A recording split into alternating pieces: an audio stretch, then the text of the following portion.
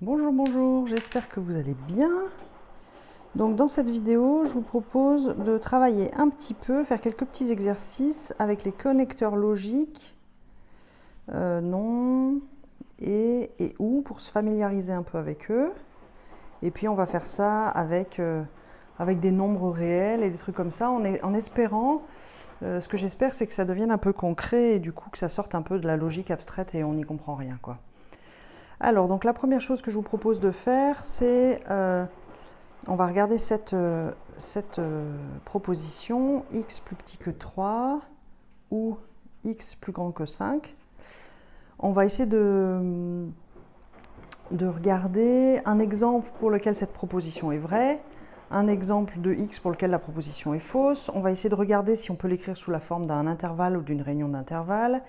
On va essayer de faire un dessin pour comprendre à quoi ça correspond. Et puis, on essaiera de faire la négation de ce truc-là. Donc, moi, j'aime bien faire des dessins. Hein. Donc, ce truc-là, ça veut dire c'est vrai si jamais x est plus petit que 3 ou bien x est plus grand que 5. Donc, si on fait un dessin et que ici, je mets 3 et 5, c'est vrai si jamais x est strictement plus petit que 3. Donc, c'est vrai dans toute cette zone-là, jusqu'à moins l'infini. Ou bien c'est vrai quand x est strictement plus grand que 5, donc c'est vrai aussi dans toute cette zone-là. Donc ça peut se réécrire en... Déjà, x plus petit que 3, c'est pareil que x appartient à 3... moins l'infini 3. Ou bien, x plus grand que 5, c'est x appartient à 5, ouvert, plus l'infini. Et donc... x est dans machin ou x est dans truc, c'est pareil que x est dans la réunion des deux.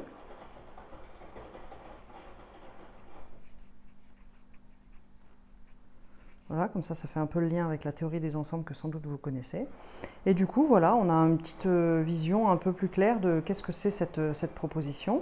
Donc cette proposition est juste quand x est là-dedans. Donc par exemple, P1, elle va être vraie. On peut donner quelques exemples, on peut trouver n'importe quel x là-dedans. Donc x égale 0, x égale 1,5, x égale quoi? Racine de 2, c'est à peu près 1,414. Puis x au-delà, là, ici, on peut dire x égale 5,0000001 par exemple. X égale 3 milliards ou 10 puissance 6, etc. Et ensuite, la proposition est fausse. Elle est fausse quand x n'est pas là-dedans. Donc par exemple, pour x égale pi, pi c'est à peu près 3,14, ça va tomber entre 3 et 5. Bon, x égale 4, ça marche aussi, bien sûr. Hein. X égale 4,14, on peut mettre tout ce qu'on veut là-dedans, ça fait que la proposition est fausse. Ok, et donc maintenant, si on veut la négation de P1, donc ça c'est la négation de x plus petit que 3 ou x plus grand que 5, et la négation du ou, c'est le et des négations. Donc ça fait la négation de celui-là. On fait vraiment étape par étape. Hein. Et négation de x plus grand que 5. Et ensuite, voilà, qu'est-ce que c'est la négation de x strictement plus petit que 3 ? C'est le complémentaire, c'est-à-dire x est dans 3 plus l'infini, donc x supérieur ou égal à 3. Et qu'est-ce que c'est la négation de strictement plus grand que 5 ? C'est x inférieur ou égal à 5. Et ça, plus grand ou égal à 3 et inférieur ou égal à 5, ça peut se réécrire en x appartient à 3 plus l'infini, intersection moins l'infini 5, hein, si on fait du et entre ces deux ensembles. Donc ça c'est pareil que x appartient à 3 plus l'infini et x appartient à moins l'infini 5. Et ce et, c'est pareil que l'intersection de ces deux machins-là. Et quand on regarde sur un dessin, l'intersection entre 3 plus l'infini et entre moins l'infini 5, ça nous donne cet intervalle 3, 5.